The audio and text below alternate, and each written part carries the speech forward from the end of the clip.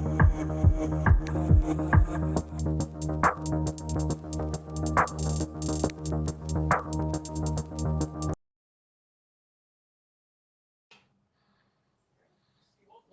evening. Welcome to, I say, unfamiliar faces.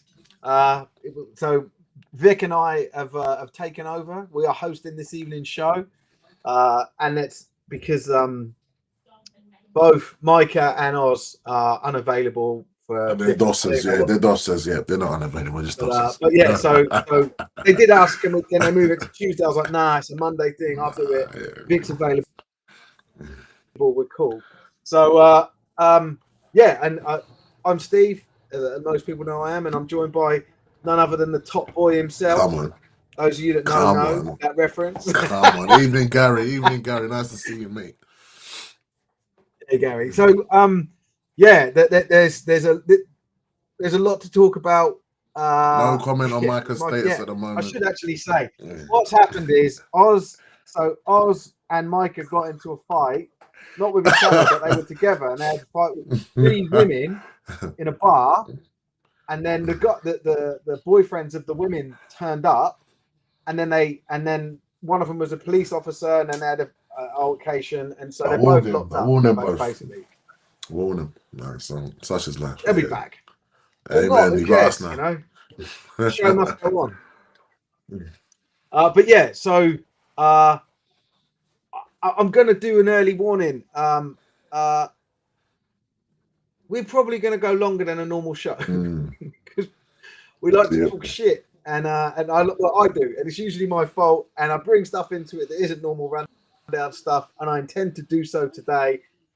Those of you, oh my God, look at that! There's already one twatty comment. I'm expecting quite a few today from burner accounts.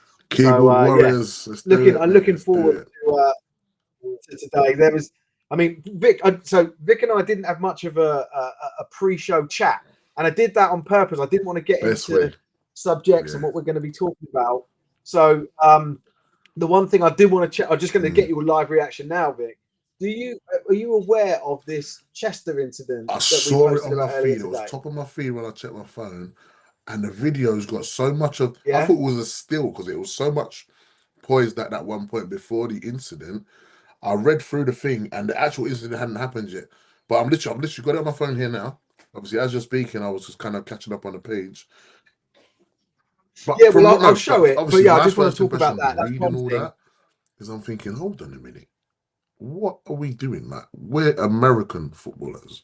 We're not throw ourselves on the floor, throw our toys out the pram. We play a sport where the ambulance needs to be present. Let's not throw our toys out the pram and be. I don't know. I don't want to start naming names and kind of shaming kind of attitudes. And well, I say this what the player that did this sounds like a bitch. Basically, are you throwing your helmet and doing this around the referee? Get back in your box, mate. Yeah, and that's the thing, right? Like, so I want to go through I do want to go through all of that, right, and more because I've got some. Other fill stuff, me in before I make a joke. There was also someone's already just. There was our Facebook comment which I was making. I was getting annoyed. I was like, "Fuck you, the people," because it's just like people trying to defend the shit, and you're like, "What are you fucking on, mate?" But anyway, like we'll get to that. We'll have a laugh with it. There were some really funny, like some of the comments people were deleting. Some people were making burner accounts to say stuff and then deleting.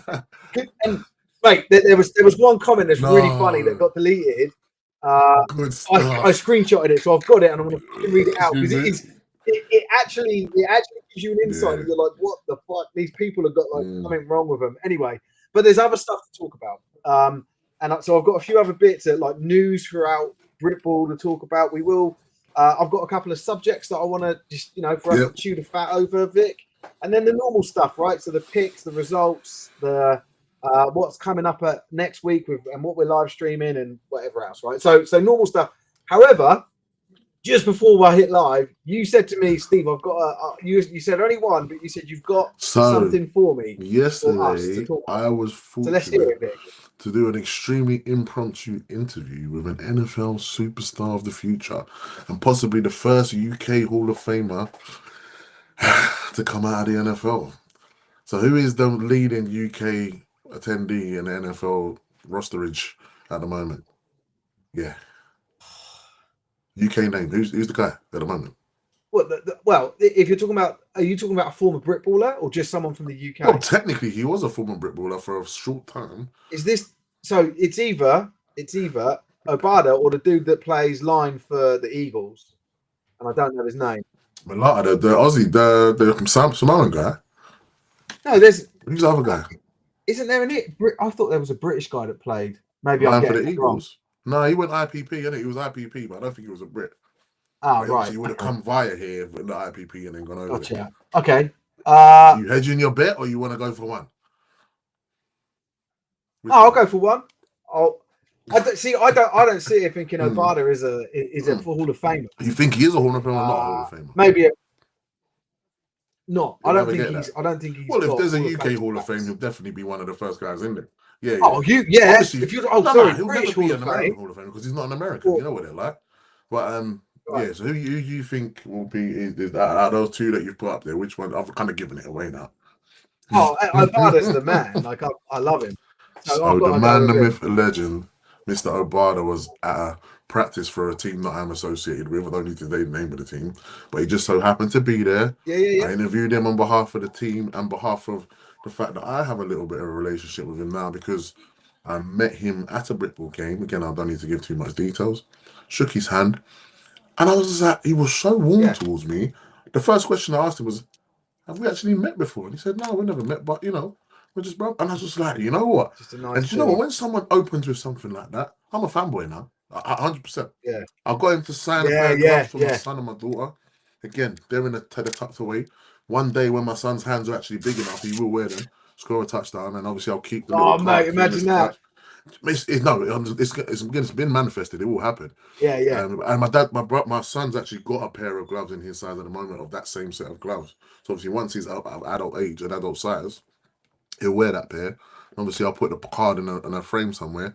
But yeah, and then I actually saw him again because he attended a practice of said team whose game. So twice, he's kind of now invested in. He's got a vested interest in said team that I'm talking about. So the coaches were like, can I stop you just there? And it conflicts with his initial team that catapulted him into the game in the first place. That was the question that was coming. It's not the Warriors, and I think I know which team it is. Obviously, knowing you, but also, what do you know? What started that? Why was he at those places? I'll save that juicy bit out of respect for him and his privacy. I won't give that away, but the connection is there, and it will evidently probably come clear. Maybe in a mini documentary or vlog on TikTok where said player might use that connection to kind of launch his little profile and vlog his avenue into the game. Again, I don't know the connections directly, but there is a solid connection there, and I'll probably see more of him through the season. So cool. I was asked to interview him in a respectful and sensitive way for the team, for general media, and again, hopefully that will get released at some point. And yeah, he's just a really, really nice guy, and I know why he's got to where he's got. Basically, we're talking about obviously that incident that happened that you was talking about on the thing. That's one end of the game. Players that play the game to have a little fit and spurt and let off this energy that they've got. This guy that's probably throwing his helmet is probably about 5'8" and freaking 145 pounds wet. Yeah, you got big F.A. Obada, yeah, doing his thing in the NFL. And he would have had to navigate that journey so sensitively because any one little indiscretion would have written him off. Do you know what I mean? IPP would never have touched him if he had done something in a nightclub or had some sort of assault charge. I don't know his history, but he's clean enough and he's been clean enough to get there. And that's why when I was asked to interview him, the first thing that I went over to him and said, bro, is there anything you don't want to talk about? Yeah. And he took a moment to respond. And it was kind of like a no, and I was just like, cool. But the fact that he paused and thought about it, I gave him the respect to not mention any other teams, players, but stick it to what I've seen of him, the reason why he was there, what he thinks of the team, what he thinks of Britball, what he thinks of Flag 2028, and we just had a conversation on video. I'm not a presenter, but I did a pretty good job. So when everyone sees what came out. So how are we going to see that content? Because that's not for sports. Well, here's the thing. So that content itself, obviously the team have a stake in it. The guy that filmed it has a stake in it. Me as a presenter, podcaster, that'll be a nice piece of content to launch my endeavors. Obviously coming back to join with you lot. these things I could have been doing while I was away, but I've had obviously other priorities kind of taking precedence. So I've done NFL UK games. I've worked at them. I've done Jacksonville stuff. I'm in Portsmouth with NFL UK on Thursday for South Regional, the under 11s, I think it is, primary school age tournament for actually getting the flag, and the winners will go to the Super Bowl. And they'll be playing a Pro Bowl, I think, Pro Bowl, Super Bowl. They'll be playing in America essentially. Because a lot of the teachers, when they talk to me, the ones that are on it are there because they want to be on the plane, and they want to be the chaperones that fly over to wherever it's going to be. So yeah, I want to build my own content and my own profile. And again, obviously, me and you, we've been pally for a little while. The live streaming and the commentating at games, want to do a bit of that because essentially, it's what I do. I played for 13 years. I was a bit of a character by default because I was the freaking big black kicker that everyone looked at. I thought, what's this guy doing? Putting the ball on the tee. Then they saw boom, and it was out the back of the end zone. It's like, okay, it's gonna be a long day. Yeah. But yeah, it's all good, man. And again, to touch base with someone like him, have that warmth and that reception, and obviously hear what he's got to say, mate. Next season's gonna be juicy, mate. Just need me a good cameraman. Micah's rubbish, so I can't choose him. I need a good sound man, and obviously the organisation like yourself. I'll be at the games, and if you ever need anyone to correspond or commentate or whatever else, I need to get that clip off you again of the field goal turned 2-point to a conversion. Oh, that mate, didn't do enough numbers. It did good numbers, but those who could don't know what do we're more, talking about. Because I don't think he even went on Instagram. Point, not a field goal. You're going for one. No, so I call that a -1 turned +2. So technically it's a 3-point play from a 1-point play. Do you know what I mean? You see it. All right, cool. So good. How do you turn a +1? Oh, How mate, do you turn a 1-point play into a 3-point? It was awesome. It was freaking crazy. Someone just shouted out. There's a play that we shared yesterday. Hit, yeah? Well, we didn't share it. Tell me the ball popped up. Did the ball pop up? Did the ball pop up? No. Oh, that's not. Well, you got to have a bit of the ball couldn't be caught. I suppose it did pop out, but it was on a 2-point conversion, I believe. Yeah. Nose guard. I think he just gets caught up, and then he just drops back into space, starts mirroring the QB. I mean, albeit he's not in line with the QB, but he's running along, mirroring him like a middle linebacker would. And then he just wallops the QB. Throws it, yeah. And the guy's covered nicely, just doesn't see this. And this massive is a big beast. dude. This is wipes him out. And he gets some speed up and he just wipes this dude out. That's clean hit, just a great hit, perfectly timed. Do you know what I mean? And it's one of them ones that I imagine the sideline just the ones nuts, you dream right? about. Yeah. Do you know what I mean? Like it lifts the whole team, even though you've just considered a touchdown, right? You know, like everyone's like, I'll be honest, that was awesome. So his team would have come off the field lifted from that alone. Yeah. It was good stuff, and I hope you don't see the player get back up. But I hope he's okay. I don't want to glamorize an injury. If you see a good tackle in soccer and someone gets cleaned out, you're gonna cheer, isn't it? Because they're playing it in the spirit of the game to the height of the intensity. So I had exactly. Yeah, it wasn't dirty, but unexpected because it was a nose tackle. So he's gone from being over the ball, showing some move, corner of the end zone, smash the guy. Lateral running. Do you know what I mean? Like just mate. It was awesome. It was awesome. It's got. I mean, it was on your Facebook. It's on our Facebook. We shared their post. That's what we do. Yeah, you don't take the clout from someone else's post. That's good, man. No, that's good. Yeah. We just want to help boost. Best place to go for it is probably Serge's Facebook page. But the reaction's nothing but like, this is amazing, Is it Shropshire, Serge? Sorry? Who's the Serge? Staffordshire. Oh, wow. So yeah, those kind of hits definitely set the tone for teams because we played the Blitz one year, and I'd luckily just got a new helmet. So it was a baptism of fire for that helmet. I was playing, I want to say defensive end. Yes, it would have been defensive end. QB's rolled out. I followed him towards the sideline. He's faster than me, so he's turned the corner. As I've turned the corner and turned my shoulder, I've just felt boom from underneath me. Shoulder pad's gone up. I've gone launched into the air. Next thing, boom, I'm laid out. Shout out Oliver Bishop, Blitz legend. He Bish, fullback. great linebacker. Linebacker. I think he was a fullback at one point as Yeah, well. yeah, he played fullback as well. Yeah, because he would have been playing fullback because he'd come through the line to block. The QB's obviously pulled out, so he's gone round, come back round, saw me chasing down the QB. I wasn't catching him, but he thought, you know what, I'm gonna get this. And the way he's height, he got under my shoulder pad, lifted me up, and you know where it was? It wasn't painful, but the most painful thing, my sideline was the closest. Both sidelines, all you heard was ooh, and I thought to myself, damn, glad I got a new helmet. But yeah, it was one of them ones, man. You gotta just rate the game. You gotta rate the hustle, man. Yeah, exactly. So Surge, good stuff.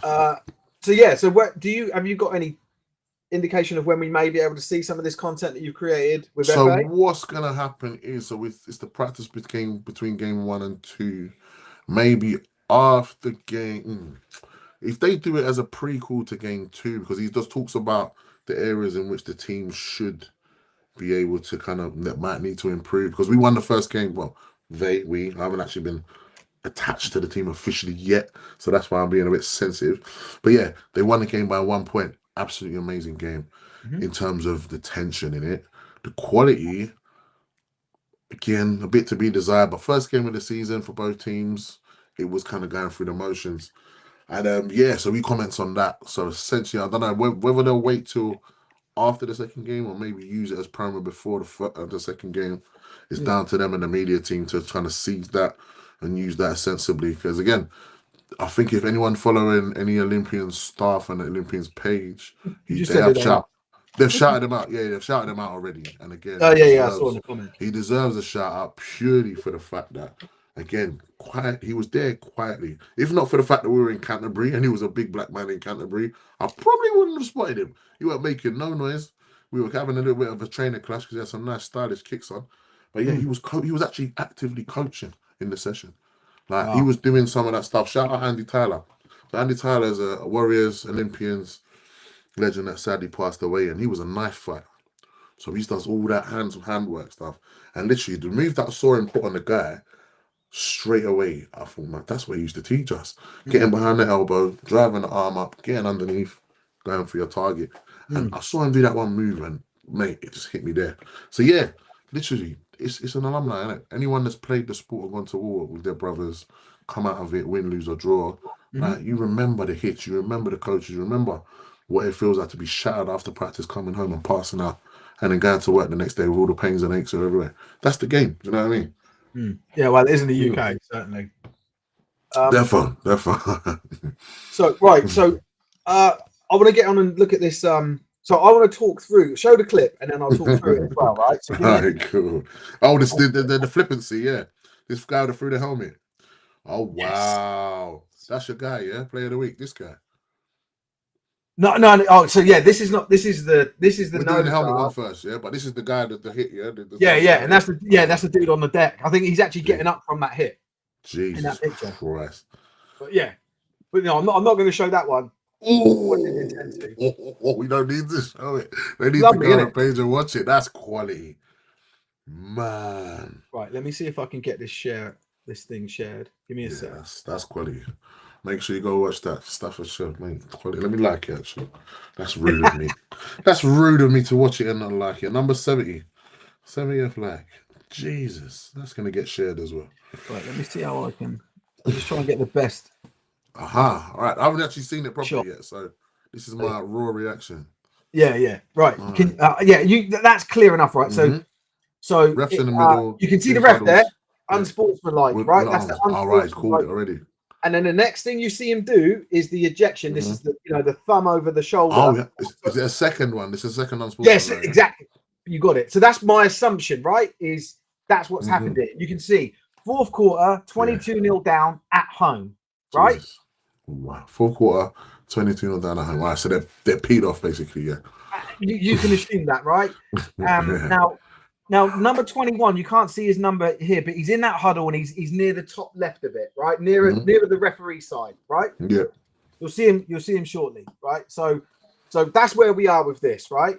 Now I'm going to let it roll just once, and then I want to go through and break it down with you because I just want to give it like real time reaction. I don't know how well it's going to come across on the live stream anyway, but then I do want to break down and point some stuff out. So this is it. Bearing in mind, I want to actually be a ref one day as well. That's him there walking. There's 21, walking out. There you go. You're ejected. Look at the posture, squaring up to a ref, mate. Yeah. He's taking off his glove. Ref's backed off. Yeah. Yeah, glove. For me though. Helmet thrown. Ref drops back. So the other referee or the other, I don't know if you've got, there's all like referee and umpire and whatever, but the other thing, you can see all the sideline stuff coming on, right? And that's it. That's the whole clip. Playmakers come to control your players, isn't it, and all that jazz. So there's no, just to point out, there's no audio on this, right? So they did this is from the Chester Romans live stream, and they didn't have any audio, so there's no commentary. You can't hear any mic. It literally is a mute broadcast. So it's not like, because I didn't want people to think that context. I would keep that in, right? But you guys know that, right? Like I fucking know it's real. Yeah, exactly, right. So anyway, the bits I wanted to point out. So we'll just let it run again, and you commentated quite nicely on it actually there. He doesn't need to walk over there. Look over, let them do what they're doing. The ref walks away, and now watch. So it's frozen for me now. It's frozen here. I've paused it. So, so the ref there, the one at the back at the moment, he's the one that comes forward and throws the flag. And as he does it, the white cap actually runs to get away from this player. So don't focus on the player here. Focus on those two refs and what they do. So I think the refs handled it beautifully, by the way, by doing it that way. You know, defusing the situation, getting safe distance. Like in terms of like conflict management, 10 out of 10 for those refs. Shouldn't needed to have done it, but watch how well they handle this, right? So look, guys advancing. Other guy starts moving forward. He tries to pull him back. You can see that he's lost his head. Runs away from him. His teammates are already ready to pull him back because he knows he's lost his head. Yeah, Jesus he absolutely Christ. has. And so that's that. Well, let me just stop sharing that. Body language is everything, isn't it? You can tell. Even without the audio, right? Like I feel fairly confident. Oh, hold on, what's going on here? Give me a sec, guys. What was? I need to get rid of that media source thing.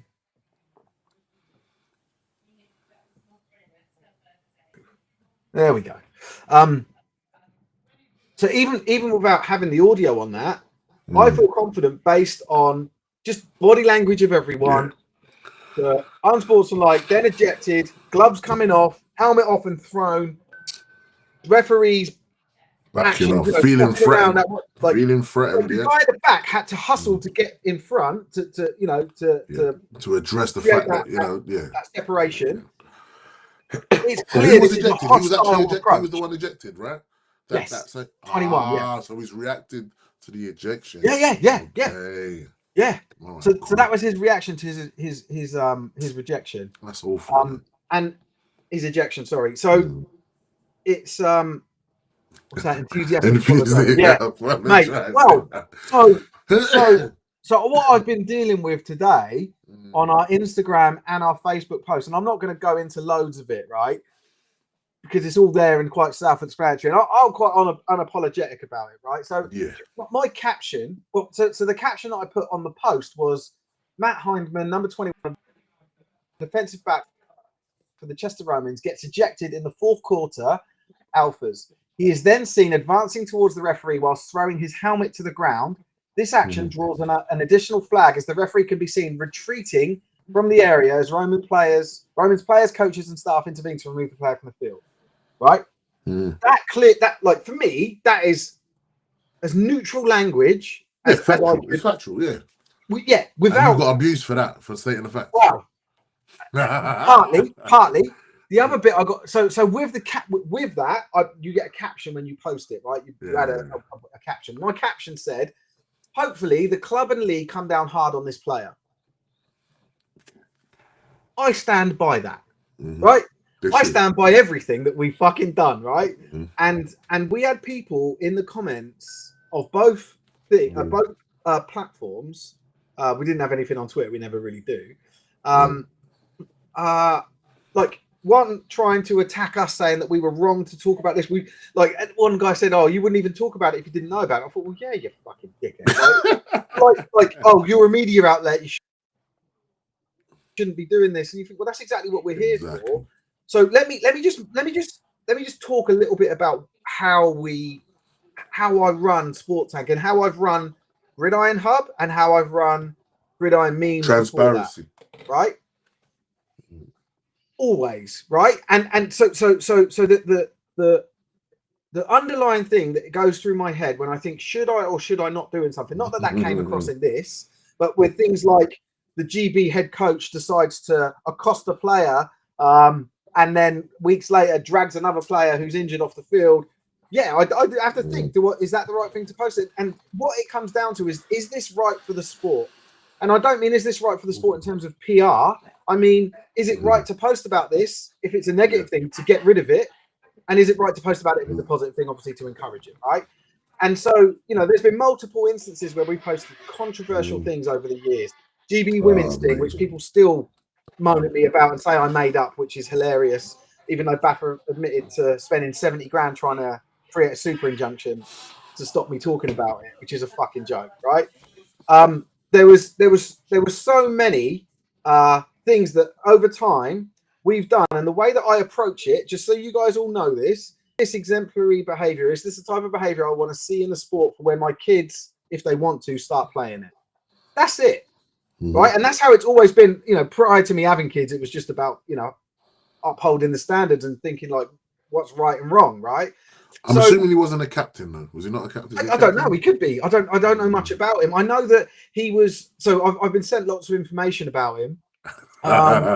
Because so many people were like jumping to his defense that people were contacting me saying, just to let you know, you've got a group of people that are like his little cronies and they're all trying to say that they're the ones all saying shit. Most of the players and people associated with the Romans don't actually agree with it. The video speaks for itself. Statement. So one of the things they kept saying was, "Oh, you need to understand the context. That there's a backstory. You guys don't understand the context. You're just taking this one thing." That's they were throwing shade at the refs, saying one of the refs arrived with a player from the other team. One of the refs was in the other team's changing rooms. I assume it's the same one. Frankie Plum is not a captain.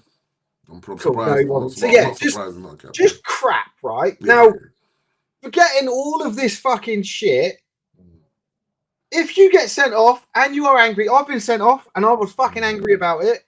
You get off. I knew not to fucking try and run at the ref, or not run, approach the ref, take my helmet off and make things worse.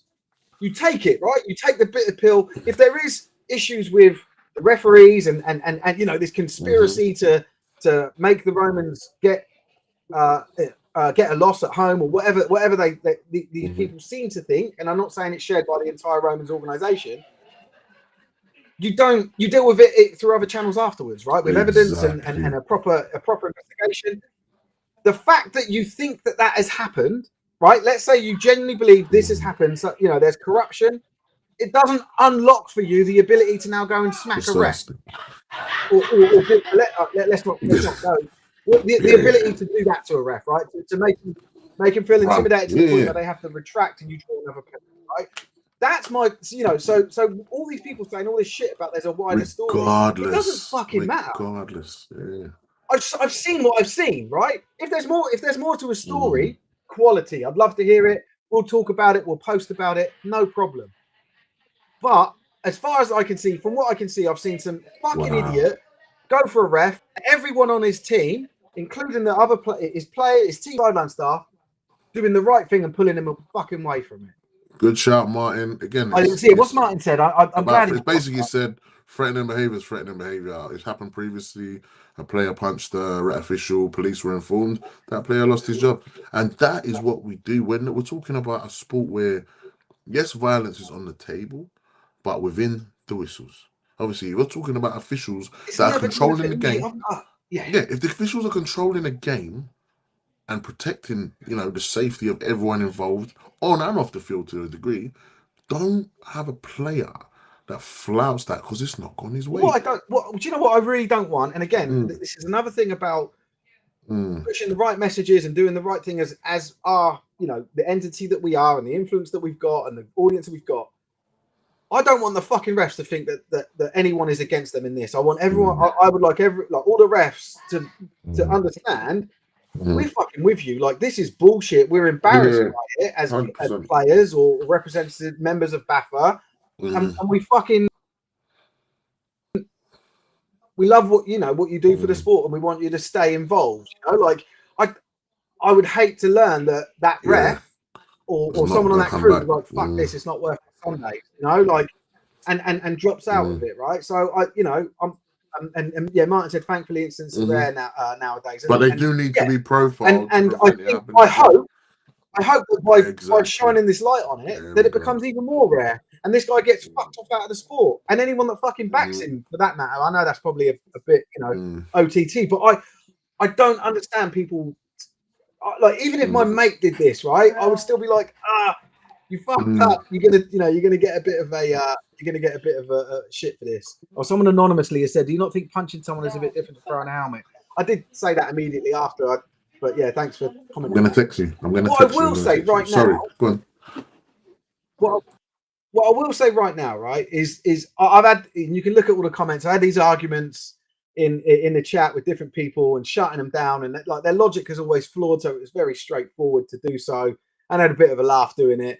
And back to was context. Oh, what about context? And I just said context. Then, if something happened, tell us what it is, rather than saying, "Oh, context." Oh, you. And I'll invite you now, right? We're going to be on this live stream for probably another hour and a half. Rationalize it, yeah. Right. I will send you guys a link, just like I did. Anonymous. You can come onto this live stream, and I will speak to you, and you can tell us what's acceptable about that. Tell us what the fuck, what the context is and what's happened. And I guarantee you, no one's going to fucking do that because they fucking know it's wrong. Anyway, just throwing a helmet isn't as bad as throwing a punch at anyone. Yeah, I don't know. Yeah. Nah, but good, bad, and ugly, offensive, abusive, and threatening behavior towards an official, not on. And there will be consequences, clearly. So even from the point at which he stepped out of the huddle, turned and squared up, yes, from a distance, squared up to the officials, shows a complete lack of the reason why you're there. You're there to play the game. You want the game to carry on. Again, essentially, he was going out of the game anyway. And he probably knew that. And he's thinking, you know what? The crap's hit the fan. I'm going to go for broke. And storm over there and get an explanation why I've been treated so bad. No, you've been unsportsmanlike and you've shown your true colours, mate. Throwing your helmet, again, that's to protect you, but you want to throw it across the field. Come on, my guy. So one thing I learned about this player was that apparently in a social... in a social for the club last year, he was, I think it was like sexist about another player's wife, and also was like threatening and was wanted to fight one of the players, and it didn't actually happen, but he got suspended by the club, suspended by the Romans, and a lot of the players were hoping he would, just because he's got his intensity complements the defense. Yeah. As a result, apparently, and only 4 of their defensive linemen or their whole defensive line have left because of it. So this, this is the sort of shit. Symptomatic. If you don't do it properly, a toxic cunt in your team will ruin your team, ruin it. And so it's how the Chester Romans respond is important. Yeah, 100%. I'm not that impressed with their statement, and I'll read it out. What was the statement? Jesus. Before we went live, and we shared it, right? And I'm going to read it out. So the club has been made aware of a clip circulating on social media involving. Oh yeah, sorry. Before I continue, not only so people were saying, "Oh, what about context?" and like, what happened before that? We were saying, "Oh, just go on the YouTube channel. They've got it on there. You can watch it. That's where we got it." They've taken the video down. Or now, so what that doesn't help. That's a terrible move from Chester to do that. But anyway. So they've been made of a clip circulate. They've made aware of a clip circulating on social media involving the Chester Romans player from Chester Romans. They've messed up there. Oh, it's from Chester Romans versus Scunthorpe Alphas from the 20th of April. We would like to reassure you that this incident within the wider context of the match is already under investigation. We are still waiting for the full referee's report to be released.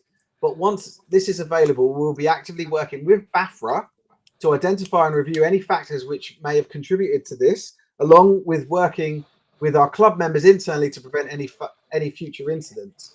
We would like to make it clear that we do not condone unsportsmanlike behaviour from our players, coaches, managers, or supporters. We strive to pitch and acknowledge that on this occasion, the required standards of behaviour were not met. So,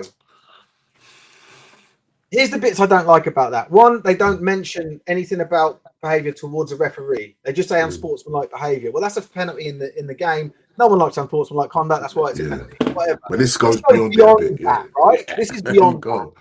But also, they've used that, context, wider context. Why the fuck have they put that in there? And I know why they put it in there. It's an excuse. The internal narrative that they're dealing with in all their group chats. They're taking it out of context. This isn't right. We don't need the fucking context and to see what we've seen. If there's a separate story, there's a separate story. But like I said, those actions do not are not qualified because of anything that may have happened. Right? You can't do that. Anyway, let's see what this. I just want to check the chat because I can see stuff popping up, and I know I'm missing. Verbally aggravating by drawing a point of obviously behaviour that's offensive towards the game and the safety of the game. That's not verbally aggravating. It's drawing. Martin's right. He's drawing attention to the fact that you've committed an unsportsmanlike penalty and you need to leave the game. So it is what it is. The ref's verbally aggravating him to the point. Is also not allowed. Again, separate issue. I highly doubt this, and there's probably no evidence for it, right? But let's say we buy into this. The refs were verbally aggravating. I've never heard a ref be fucking verbally. I've heard disagreeable stuff said by refs, and I've been like, you. But I've never heard them like goad, right? But let's say there's proof of that.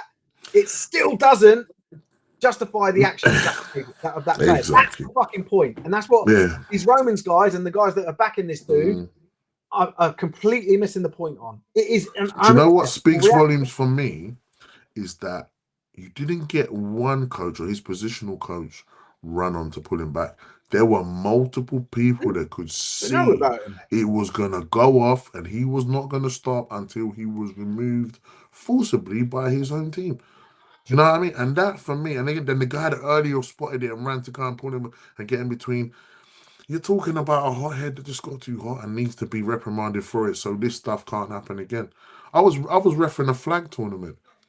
The youngsters were playing, and again, this is obviously no contact, whatever. But as a ref, you can see the players that are playing on the edge.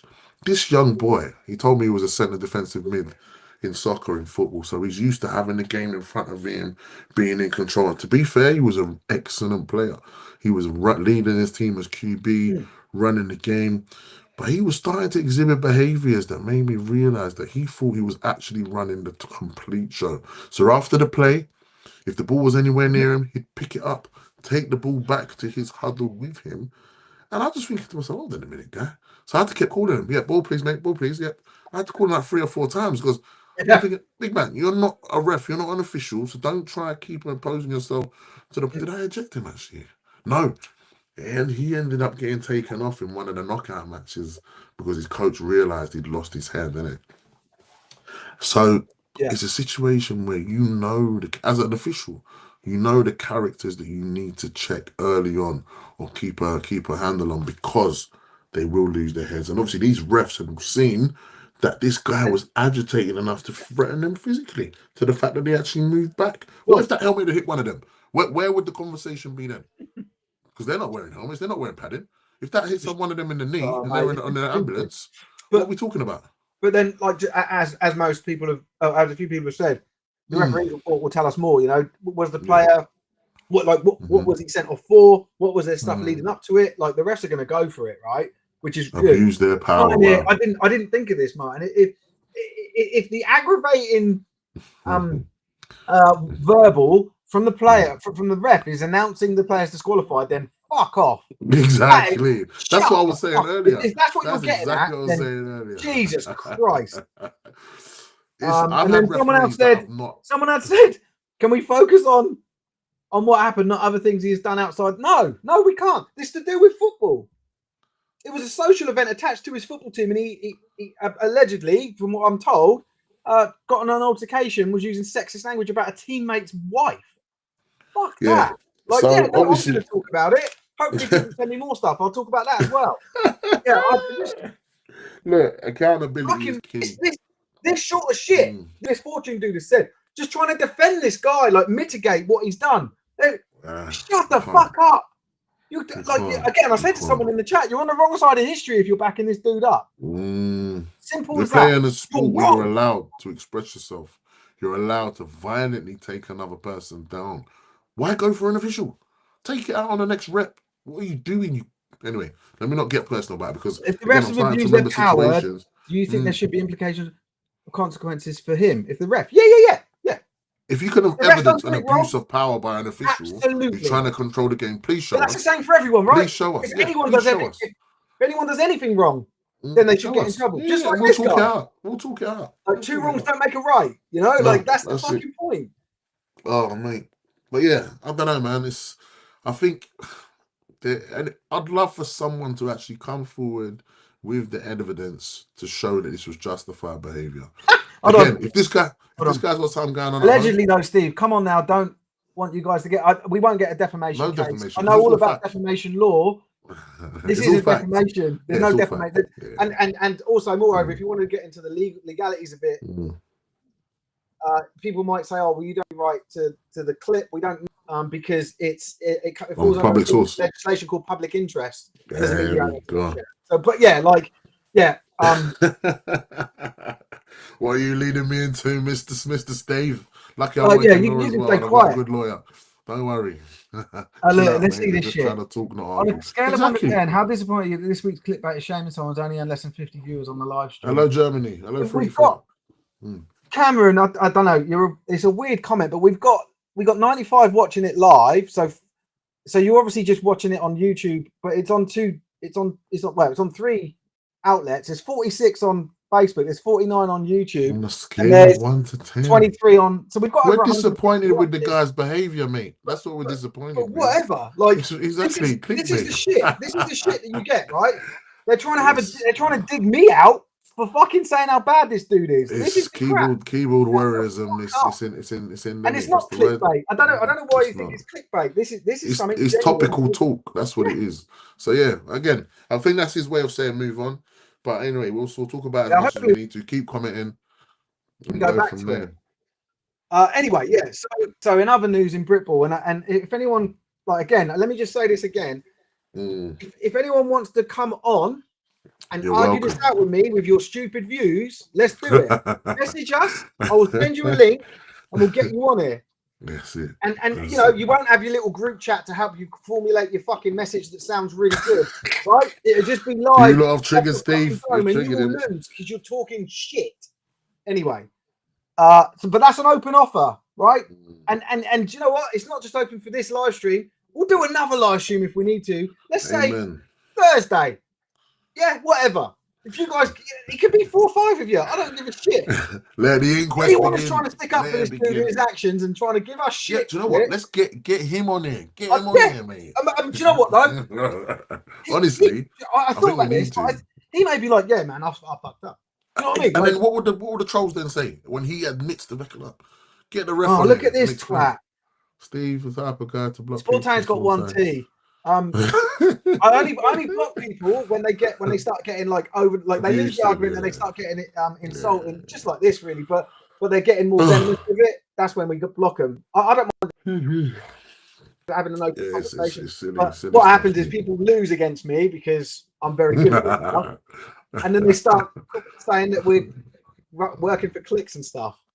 Too much spirit, I'm fine. It's you guys. I'm animated because I get excited about this stuff. But fuck me, it's pathetic. It's pathetic that people are trying to stand up for this guy and trying to covering it. I'm trying to avoid the in my day thing, but genuinely, in my time of playing, and if I was ever coaching a player that did that, boy, it would actually. I would probably end up horse calling myself off the field.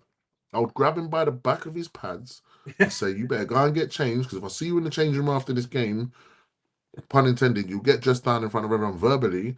And if you want to make a physical thing of it, don't worry, let's go do it in Oklahoma. Let's do it. Let's have fun. But Bull in the honestly, ring. That's what mate, happened to me when I was a kid. If you fucked about, you'd get a bull in the ring as a punishment. it's not. And you would It's be no stuck in way. that ring. You're representing your team. Look at all the slander now that he's brought on his own team, his own organization. Everyone's trying to back up and justify and blah blah blah. Oh my And God. he's fighting against the organization, the ultimate organization you can't fight against, the refs. So hold on, this dude's complaining about I've not had an interaction. Yeah, so Eden, sometimes I'll block people if they're supporting comments where people are talking shit. So it could have been that. So you may not have actually said something, you may have done something, supported a comment, liked a comment, and I'll just go through and there'll be like 20 likes and I'll just get rid of all of them. So I don't give a fuck. Like, it's my platform. If you don't, Amen. fuck off. If you Make your own video justifying it. I like it. You can't. Right. Good stuff. Right. The next one. So the next thing I want to talk about, UKFL. Remember them? UKFL, the laws was the UK AFL. Okay. It was an effort. And I've posted about to it make a spin-off, a little thingy league. Little professional league in the UK. Great idea. Great. Basically said, like the way I described it is like they were chatting you up at a bar, saying all the sweet things you in the city tournament, blah blah blah. The partner with this person, it's all this stuff. You know, pipe dream. Right? It's a pipe dream, isn't it? Yeah. And well, yeah, but they delayed it 3 times, and the latest is that they've delayed it again. So it was supposed to launch in May 2025. So in less. Where were they going to base it? They never released any of that information. It was always like, it sounds like a bloody pyramid scheme. But they've got new people involved in it. Yeah. So there's new directors, and they've got a new date of May 2027. So we've now got another 2 years of nonsense. Looking forward to it. I'll do an article on it, but I just wanted to sort of share that with everyone. A little precursor. Keep an eye out for the keep an eye out for the post. UKFL, good stuff. And then, so the other thing I saw, Northants got a new OC and a new O-line coach, and it's the Franklin brothers, so Stu Franklin and his brother Dave. The ones that were at Blitz, were they at Blitz? O's, they were at O's, Blitz. O's as well. That's a shout, man. Stu was recently at, as far as I can tell, and I may be wrong, but he was also at Leicester Falcons. Mm-hmm. But more recently, I remember him being the DMU Uniball. DMU so they've been active consistently. Coach. But he was there when they had that controversy around like playing players that were ineligible. But I got a lot of time and respect and admiration for Stu. Was one of them in Gladiators? I think this is. Was one of them in Gladiators? Hey, I know Blitz had a player. No, that's the what brothers is that? That's the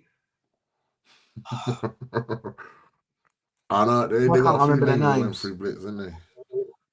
Yeah, that's the Blitz guy. Yeah, Blitz brothers, and I can picture both of them. One was a linebacker, one was a wide receiver. Someone will put it in the chat. I can't remember their fucking name. Bradley. Rod Bradley. Yeah. I can't remember his brother's name. But Rod was the one that was Spartan on the Gladiators. All that stuff. Yeah. Looking someone for liking someone's comment is crazy. Yeah. Well, that's a standard we work to. So again, I like it. But yeah, I think this is a good move for Northants. I'm quite excited to see what they can do there. Northants had a big injection of coaches last year. So like Whaley took over as the head coach. He brought in, what's his name? Oh my God, why do I want blanking on everyone's names? Oh no, it's gone. He brought in a good DC and now brought in OC. So it'd be interesting to see this stuff. So before we get to the picks, people got to know this isn't a really media page. It's just a couple of people sharing opinions. If you differ much on it, you're at risk. Yeah, that's it. Nice one, Rem. What do you make? What do you think, Rick, of MVP awards for a game? For us doing it centrally for all the games. No, not us. Just not in us. general. The team picks their MVPs for a game, and then they post about it online. Yeah, that's a shout. That's good. So I think it's okay for one player. Oh, you don't want to do the 4 specials? No. Because we used to do it at I ours. see. Oh no, Tammy we did it White. at the end of the year. We did it at the end of the year. No, we didn't do The it end of the after year is every game. different. End of the Good. year is different. Yeah, yeah. Because But you're not really valuable if you have a lucky game where you get 3 picks thrown your way and everyone else looks like I mean, they didn't contribute. I see one Uniball team that went really far with it. Like they had like rookie offensive, rookie defensive, like You special don't team, need and to it was do like, too God, much. everyone gets a Yeah. fucking MVP shout out. Because then it gets a bit of a like, I want to But play for myself. I want to I get the don't mind. awards. I want to do this. Like the long haul is the long haul. Do you know what I mean? We're all fighting and towing. Maybe one day someone might get more stats, but the unsung work has done complemented that player to get the stats. Running backs get the touchdowns because of the O line. Do you know what I mean? But and I think you've hit the nail on the head there with why it gets done.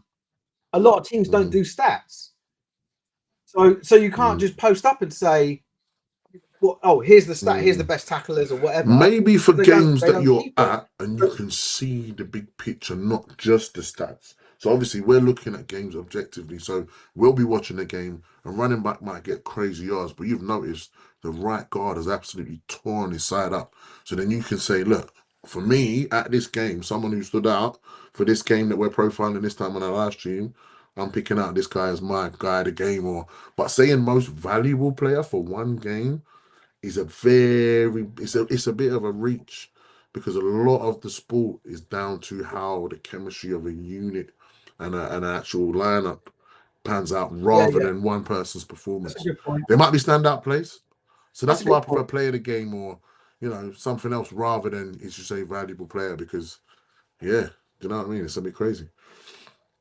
But then It's an interesting one. Like so, it generates media for teams. And absolutely it does, and that's that's the other side of it, right? It's good for building culture. You've got 4 or 5 players a game who now have got some content that they want to show to their families, their friends. They'll reshare it. Yeah. Proud of.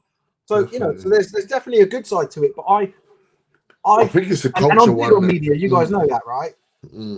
But like I just feel like seeing like the special teams MVP of a game in Div 1 or whatever, I just think it's always going to be the kicker, isn't it? Really? Well, if I'm kicking it, that's crazy, man. But I just I don't know. I don't. Maybe I'm just too old. I think defensive player of the game, offensive player of the game, maybe because then you got video footage. You can pick out players. You can do the stop starts and pick out the key block. Then obviously you're focusing on the runner, maybe focus on the kick. Like you can make a meal of a big play, maybe break it down for the technical aspects as well. That's what I would do as a media man, rather than pick out individuals for their performance because I don't want to take away from the importance of the team effort. Do you know what I mean? That's a great point. I'd love to see a piece of content where they actually break down why a play worked. Like Lyman did this player blocked this player. Game. I've said it. The game that I went to last week, the O's game. It was a great game. It's only a one score 7-6 game, so 1 point difference. But what I noticed is the Mavs completely knew how to stop everything. They stopped everything and they schemed the game perfectly. They were about to kick the field goal to take it by 2 and they ran out of time. And that was the only thing in the scheme that they bodged up the time. So they got lucky, man. Because every punch was counter punch. And I know the coaching staff on the other side. The coaching staff on the other side includes 2 guys that played in the team that denied the O's the promotion in their first season out of development when I started playing the game. I could hear I'm in the house now where my mum could hear us playing that game. Right. That botched our first season and we lost the promotion when we romped the whole thing. So they stopped us from getting promoted. The year after, we went completely unbeaten. Worcester Stadium, we won the final. But we've got a DVD with a T-Pain soundtrack. All I do is win. Mate, 17-0. I think 9 shutouts, something stupid like that. We absolutely. But the fact is, that first season stunted our progress by 1 year. So we lost a lot of talent on the way up because they were too eager to get to the top. So that team that won Div 2 undefeated could have probably got promoted out of Div 1 into the Prem because we were that much stronger because we'd had that first season with an amazing season and then the failure at the final, second to final hurdle. And then next season we were so ready and so bitter and so angry about the way we had lost. Mate, we smashed everyone. But then again, it wasn't enough for the big stars that ended up going to the other London teams to get, and even certain coaches jump ship early because they couldn't wait to get to the big show. Yeah. Do you know what I mean? And sometimes that is just it's what happens, isn't it? Mm. But then when you're filling gaps that senior experienced players filled with guys that are just coming out of Uniball and starting to kind of cut their teeth, you lose a bit of that kind edge. But yeah, it's interesting, man. It's an interesting one. I'll just pop this one up from handsome Coach commentator Rain. gives that MVP at the end of it. No, I'll get to that. I want to go back to some. Well, Chris, I'm not available to hand out. Don't think you'll be able to afford me just to come and hand out a trophy, mate. But now we'll sort something out. So Coach Ranger says stats should be mandatory, like in the Budweiser days. If you don't have someone lifting from film, I agree. I think stats should be a bare minimum, higher priority. Yeah. But then some people will say teams should be studying film. It should be mandatory to study film and actually know what you're kind of going into as a team that respects. Yeah, but I feel like you know what I mean. But then the recording of the history is more important than the scheming. Yeah, I hear that. No, good shout, definitely. That's how I see it. But yeah. No, that's a shout. That's a good shout. Yeah. For the integrity of the league. Rem guy keeps moaning about stuff. I'm just trying to be able to go back. You have Oz and Micah bashing teams and hoping they fold. Micah's not spelled like that. Bashing teams hoping they fold. I don't know why it's promoting the integrity of the sport. Rem, why are you even here? Why do you like haters want to hate? Why do you care? Why are you on our live stream if you just hit to me, man? Do you ever watch something you don't want to watch? Like, what the fuck? Do you know what I mean? Like, what, me sitting down my missus and watching The Real Housewives? Like, no, I won't. The demise of teams leads to the birth of new teams. So when teams fold, you've got a bunch of players there that need to find somewhere else. Sometimes you'll get someone that says, "Look, all right, this team's not going to fold. I'll take it on." And Oz is like that contraction. So Oz was a big advocate of the teams joining. And that's when the Essex Tridents came from, and now they're really strong and doing well. And it shows. And recently this year we've got. You need to fail to succeed sometimes, man. You need to fail to succeed. Join Lancashire Buccaneers. Now they're Lancashire Buccaneers senior team. And anyway, yeah, there's more to it than just we don't like them, but yeah. Someone here saying, hey now Steve, as someone who has won special teams MVP before, I resent your comment. I've won special teams MVP for this. I won it 3 years in a row for the Knights, my first 3 seasons. I'm very proud of that sport, right? That's how I got my nickname in the sport was at the Knights they called me Knocker. Because I used to run down the field and knock people, like smack people. Right? And so like I just don't feel that I need a special teams MVP for the game, each game. That's what I'm saying. And actually, there's two because you get one from one team and one from another. Right? So yeah, but then there is some more comments about it. So I don't want to read these all out because it's definitely important that we hear all the views, right? I've always seen game MVPs not necessarily as most valuable, but a way of giving someone a shout out for some good play who helped your unit.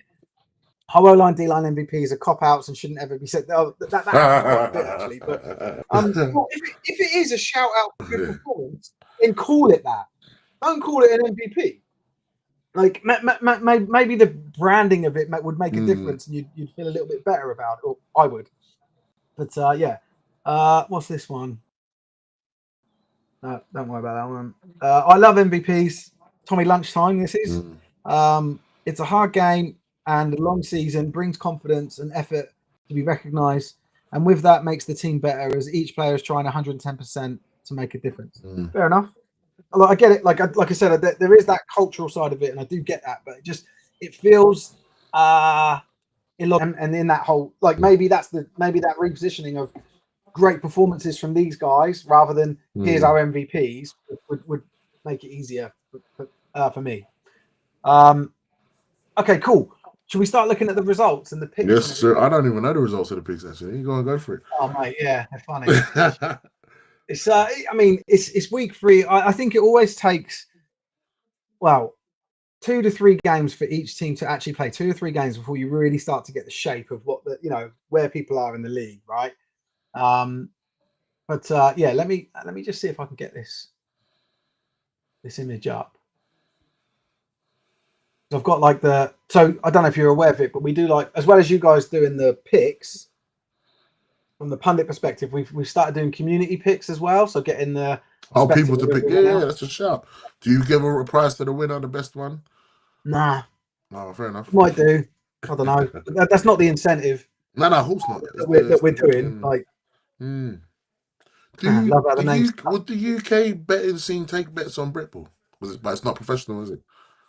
Oh, so it in other news, that's something that I'm Mm. trying to solve at the moment. So I'm trying to work on something not just for Britball, but where you can bet on grassroots sports through Sport Tank.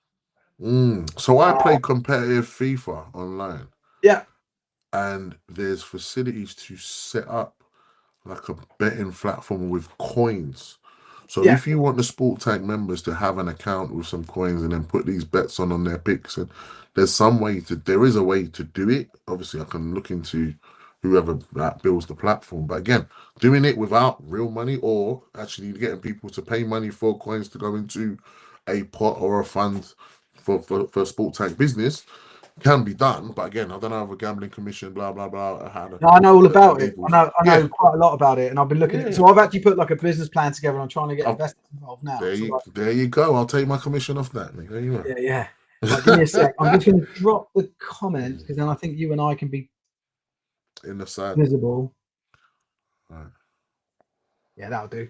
What's that? East Coast Bride. So these are the predict. So this is the community picks with the percentages. I don't know if you can see it. Oh, I can read them out. Right. So you got top That's left quality. there. Yeah. I like that. Whose Yeah, brainchild was this one? Me. 62-0 Bristol. Jesus Christ. So I'll take. So oh shit! I just closed that fucking window that I was sharing. Sorry. It's all right, mate. Let me do that again. I don't know why I did that. Sorry, everyone. Window, that one.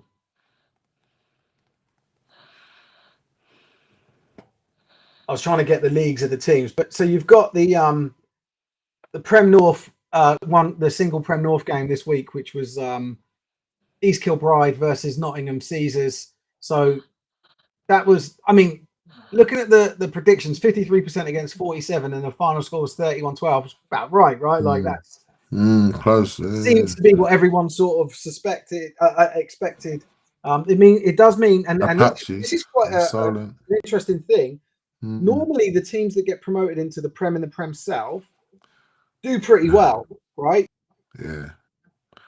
Now, Nottingham and Farnham, Rushmore have both lost their two opening games. Now, I'd caveat that with Nottingham came close to I think they came close to beating, or they had a close game with Newcastle, and Rushmore have played the two championship teams, the finalist teams from Brick Bowl last year. They played the Warriors, and a week later they played the Aztecs. So I feel like the Prem South is shaping up to be two lots of three teams again. So Blitz, Aztecs, Warriors in the top. And then Knights, Cheetahs, and Cats in the bottom. How many teams? Oh, is it the relegation thing where they got to play that playoff match this year? Who gets relegated from? Whoa. Yeah. So whoever gets bottom has to play the relegation. Man. It's a destiny game, and it's sliding doors for teams of freaking legacy, mate. Good stuff. Get me on commentary. Get me on commentary, mate. It's going to be good. I feel like because there's been a retraction in the number of finals that can be played, I feel like BAFA are probably going to live stream that. But obviously, if they don't live stream it, we'll jump on it. Well, even if they live stream it and then we do some kind of candid interviews in and around it, that will get a lot of they don't just from they don't work with them as a media partner in any way. Yeah, so we'll do it separately and get the rights to obviously do that kind of content. We'll you know what I mean? It's good for the game. I think it's unlikely they don't like us. They'll shut us out. They don't like us. Obviously, we don't care. They post stuff. We post stuff that rubs people up the wrong way, and that's it. That's anyway, Blitz. I think the Blitz have put up surprising. I have had two surprising performances in that they've both been shutouts, and both racked up high scores. So 42-0 against the Cats. That's a hell of a score for the Blitz. Oh, the London Blitz B are still running as well. Their roster must be juicy, man. Yeah, because they've got North London wrapped up. To be honest, that's pretty much why I think. And I'm pleased to see it because I like the Blitz. I like the Blitz as an organisation. I was a bit, gutted from last year when they had all that trouble. Players the Exodus as well, leaving and stuff, and they've managed to maintain. They said that. I was like, nah, you'll have one, and they're doing really well. So it's good to see their organisation. Wow. But yeah, the Knights against the Aztecs, 62-0. That one. That one everyone predicted. Like you always get a few people voting for and they're typically, I imagine that. So was this at the Aztecs or at the Knights? I know the Americans do the fixtures the other way around in terms of the home team. Yeah, right? So we do it all. Every fixture that we do, and that's always always say the home team first and the away team second. So you do it the UK way, yeah, rather than the American. That's good. Yeah, always. Cool. So ours is like a versus hosting. An app. Yeah. Good stuff. Yeah. Nice. So I thought the Knights were doing all right. Wow, they were. Inside knowledge, if you look back to the final, Div 1 final last year, it was them versus Nottingham, and Nottingham wiped the floor with them. And it all started to unravel when their QB, Calvin Stitt, got injured. Oh, he's a coach now as well. I might need his services actually. Shout out Calvin. But he's left them and gone to play in Germany. No way. In the GFL for the Mercenaries, yeah. So that'd be interesting to see how he gets on. I mean, he quite famously had to leave the German league because he tried to sell a playbook last time he was there. He's got a really bad reputation in Germany. No, yeah, did you not know this? I ain't booked him yet. Jesus Christ. So the story goes, he contacted an opposing team. He's playing for the Comets. That is it. Aliu is another team's, I think, special teams coach. One of the coordinators said, "I'll sell you our playbook," and the reaction from that coordinator was to tell his Calvin's team coaches that he tried to do it, and he got kicked out of the league. So great talent, just needs to mature a lot as a person. I hear that, man. I hear that. That's crazy. I follow him on socials. He's a solid guy, to be fair, but from the look of it, he looks like he's driven. But to have been found out doing that, yeah. I mean, for the brand. I genuinely wish him well. For him to get the success that he's capable of, he needs to mature as an individual. And hopefully he has, and he will. But like, for example, the way he left the Knights, the way the Knights found out was the announcement from the German team on Instagram. He did what on Instagram? He didn't. Calvin didn't tell the Knights that he was leaving. They just found out when there was a signing. Oh, come on, man! Yeah. That's and he was starting QB. Like that. Take care of your business as a man, and was like he QB? Huh? Was he starting QB? Yeah. What, for the Knights? Yeah, he was. Yeah, he was not just he was stud. Superstar. He was like MVP. And he didn't tell them they was leaving. He had an amazing season, mate. Oh, man. He was awesome. Never meet your heroes, man. Never meet your heroes. Anyway, so the Knights have had a lot of changes. But it really doesn't matter how the Knights, the Cats, and the Cheetahs do against those top three teams. It matters how they do against everyone else. You take those, and I know it's maybe a defeatist mentality, but take those as like, we're going to lose those, and maybe you pull one off. Fantastic. Take one W from one of the top three teams. Great. But don't bank on it. Bank on getting, winning the games against those that you're fighting.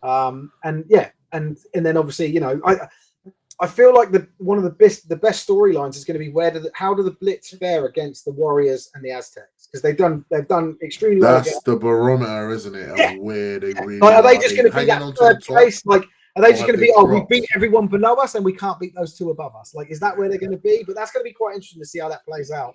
But so far, so good for them, right? Like they're doing well. Shutouts, high scores. Like, this is good stuff to see. So, Then we got Glasgow put 67 on Inverclyde. 67-21 was that game. That was a nice one to watch, that one, isn't it? Yeah. You love what? Well, I don't know. Would it be? Because I don't. For me, when I see a score like 67-21, that to me says like one team ran up 60-0, and then when the backups came on, Yeah, it's true. They You know, like, oh, got they a got few another score and scores. then they conceded 3. Mm. Like, I mean, I could just be talking shit there, but just, Nah, that's like, a shout, to be fair. that's what I feel when I see those score lines. I don't think, Mm. oh, good game. I think blowout. True. Well, a lot of celebrations, a lot of action for the kicker, you know. But no, you're right. In terms of the knowledgeable fans, you're kind of seeing a bit of a non-event once the score gets to 4 or 5 scores up. You know what I mean? So, all right. And then you got Romans Scunthorpe. So that was Mhm. 66% community for Mm. Scunthorpe, and that was right. Actually, more one-sided really than the predictions went. But again, early game in the season. Do you know what? I think going into that, I would have struggled to pick out a Mm. winner because my perception prior to this weekend and that result was those teams are pretty fairly evenly Match. matched. Yeah. Although I feel like the Alphas have been on this constant positive trajectory, whereas the Romans have sort of gone back and forth a little bit, up and down a bit. So, Yeah. and then the next one game we live streamed, so 17-15. I've heard Tebs talk about this one, Shropshire to Birmingham, and he basically is saying that it was there for the Bulls to win had they apparently they got into field goal range and didn't kick for a field goal, which would have won them the game.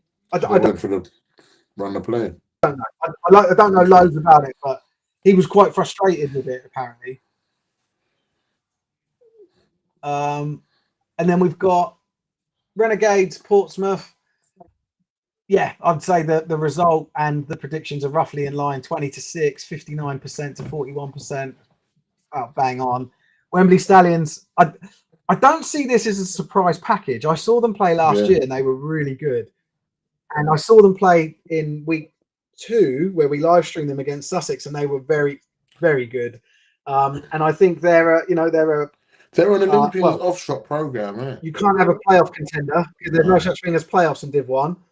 They're a contender to be in Final that thing. game Yeah. to play for So the again, Prem. the head coach obviously was that Olympians coach for that undefeated season, Mr. Smart. He was the guy. Yeah, No way, was he he? was the I didn't guy. know So that. obviously he knows what it takes to take a team from development into the league and obviously try and go on an upwards trajectory. So that first year where he just missed out only galvanized him to go on to the next year and go undefeated. So yeah, obviously he's done that. Whatever happened behind the scenes, politics between Olympians and the Stallions were born. Obviously, they found a new base in West London. And again, unfortunately, I haven't had the chance to proper see a game. I did go down there and help out a few practices early on in the day, but I was living in Milton Keynes at the time, so I almost had to go down to Ouse Valley. So I was literally floating around, seeing obviously what I could Yeah. do. But I ended up going back to the O's and commuting back to London to play the weekends that I could, out of my loyalty to the maroon and white. But yeah, Wembley again, a team that came from that kind of Olympian sphere and London Cobras and Streatham Olympians, that kind of energy, they're always going to do well because the organisation is always set up and run very, very professionally, which all of these teams need to do to manage a sport that involves how many bodies? What? And teams got at least, 70 bodies when you're talking about on and off the field staff, players. And then, yeah, it's a lot. So, yeah, respect to all the teams, to be honest. It's just not easy. So I think we're going to see a really good season for I'll Wembley try and this get to the year. Is what game I'm as well. saying, and yeah, yeah. We'll hopefully we'll live stream some more of them. Then we've got. I think that I consider this one a statement win. 48-20 Solent Thrashers over Bristol Apache. And the reason I think it's a statement win, one is that you can see from the predictions people had The Bristol predicted name holds weight. That's why. Apache to win, and I don't really like again. We're week 3, right? And it's only the second week of picks. Like if we were like week 6, 7, 8, I'd make a bigger deal out of it. Like people don't know what teams are like, but the Bristol Apache were one of the best teams last year in that division. Got into the playoffs, and Solent are a team that have been relegated after like an 0-10 team in the Prem. And so you've got one team that had been flying high, full of confidence, and one that had the wind knocked out of the sails, but had a lot of changes as well, right? So new head coach, new coaching staff, new players. Completely new playbook, ethos, etc. In the Thrashers, and that's why I think this is a statement win. First time taking the field with all of that story behind them. uncertainty and change and, you know, bad feeling. No one likes being relegated. No one likes going 0-10. And then to get that emphatic of a win is, for me, that's a statement win. I think we should make a big deal of it. I think they got a lot. Yeah, I think just a quick one. What you need to add to this win-loss record, if you can, it probably be quite small. Well, that'll be perfect. And like little final touch. That's the only thing we don't have on it. And it's perfect. No, that's a great. We'll probably be about 2 or 3 weeks from doing that. Because this is all done manually at the moment. Oh wow! Get the AI in there, mate. Get a little bot in there doing it for you. Yeah, well, yeah, that's another thing. But yeah, like it's a good piece of work, man. So then you've got this one. I would have picked Bournemouth Bobcats to win this, and it's the South Wales Warriors hosting the Bournemouth Bobcats, and it was a 60-40. So you know, it was a majority for the Bobcats, but it was a shutout win. Wow. Fair enough, they only got 8 points, but still, shutout win for the Warriors. And that defense is buzzing. I think that's a big win. That's a big win. You know, that's again a good result. And Bournemouth again, a lot of changes in their off season. A lot very similar story to the Thrashers. They got new head coaching, a lot of new players, but they've got some very good players as well. So I feel like Bournemouth Bobcats are a team that are going to get better and better as the season progresses, and certainly as the years move forward as well. But the first fixture of this could go the other way, but you know, we'll see. Gateshead, I don't know much about either of these teams, but Gateshead seem to be throwing up points for fun. 54-17 over Doncaster. Again, I look at that similar to as I look at the Glasgow Tigers Inverclyde score, where I think Gateshead, if I feel like Gateshead would have run out with that and then brought back up Simon, that's where Donny got some points. But do you think these teams that are scoring high early in the season may be giving away their tendencies a little bit if teams do enough research? So obviously, if you've got a go-to style of play and you rinse it early on, I don't. No, I don't. I don't know, right? But what I think is that if you're playing a lower quality team that you can run the score up on, you find out what works and you stick with that. And I also feel like your offensive coordinator and your defensive coordinators will scheme differently against teams that are, not teams that are better. Obviously, leading up to the game, that is different. But better equipped. But in the moment, you go 10 points down, you go 15 points down. You coordinate differently, right? So watching footage from a game where they just breeze through and everything's fine, you shouldn't be able to pick up tendencies as a team that is going to be. No, of course. So I'm assuming in these high-scoring games that the coordinators are spreading the ball around. But I'm being very assumptive with that, right? You know, I could be completely wrong, and you're right. They could be giving too much away.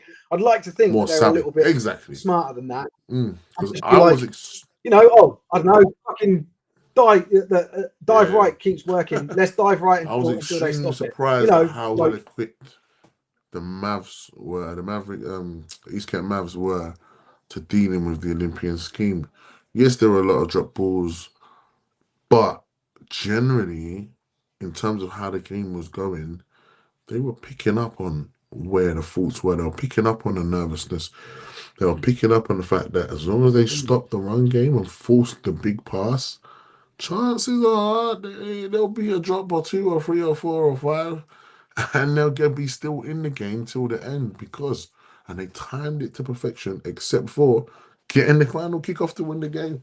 So yeah, again, as I said before, when I asked you about watching film compared to whatever else I was comparing it to, we from back in the day, we had scouting reports that were pages and pages long.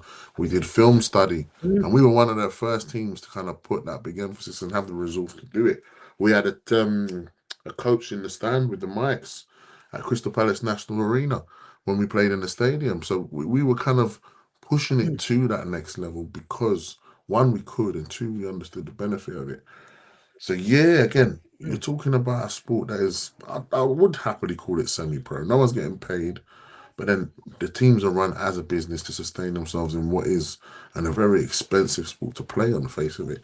So yeah, I don't know. I like to look at it on the deeper semantic levels, but again, a lot of fans will just go along for, the glitz and the glam of, the hits, the scores, whatever else. But yeah, no, it's a deep sport.